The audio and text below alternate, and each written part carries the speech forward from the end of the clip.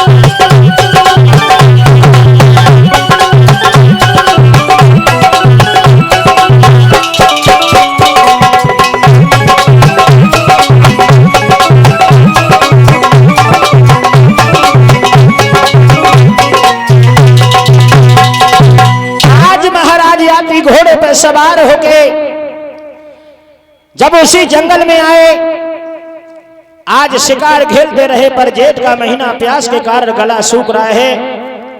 शिकार तो नहीं मिली, विचार किया चलो यहाँ कुआं है, उस कुएं पर हम जल पिएंगे। हाथ में कमंडल उठाया, रस्सी उठा करके जब कमंडल में रस्सी जोड़ के उस कुएं के पास पहुंचे जिसमें देवयानी पड़ी हुई थी। कमंडल जैसे ही जल भरने के लिए डाला, उस लड़की ने जैसे ही कमंडल देखा, दौड़ के झपट्टा मार के उस कमंडल को पकड़ लिया। याती रस्सी खींचने लगे पर परीक्षित महाराज वो रस्सी खींचने से नहीं खींची। याती ने विचार किया ये रस्सी कहीं उलझ गई है। कुएं में झक करके देखा तो एक लड़की कन्या सुंदर बालिका है, वो कमंडल को पकड़े हैं।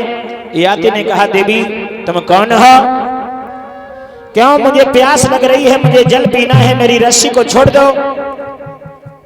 धीरे से देवयानी ने कहा महाराज मुझे इस कुएं के बाहर निकाल लो, हम सब कुछ बता देंगे हम कौन हैं। याती ने कहा कि ठीक है, कमंडल को पकड़ लो, हम खींच रहे हैं। आप दोनों हाथ से कमंडल को पकड़ लिया, याती खींचने लगे और खींचते खींचते जब रस्सी ऊपर के तरफ आई, उसी समय देवयानी चीख पड़ी महाराज मेरी हाथों में वो बल नहीं रहा, रस्सी हाथ से छूट रही है, मैं इसी कुएं में गिर जाऊंगी, अपना हाथ बढ़ा के मेरी कलाई को पकड़ लीजिए। याती नहीं समझे, एक हाथ से कमंडल पकड़ा, एक हाथ से उसकी बाजू पकड़ी है और भुजा पकड़ के बाहर निकाल लिया। याती ने कहा बेटी तुम्हारा नाम क्या है? जवाब दिया मेरा नाम देवयानी है, मेरे पिता शुक्राचार्य हैं, पर इस कुएं में कैसे गिर गई? तो जवाब दिया मेरे बहन सर्विष्ठा मुझे कुएं में डाल करके चली गई है।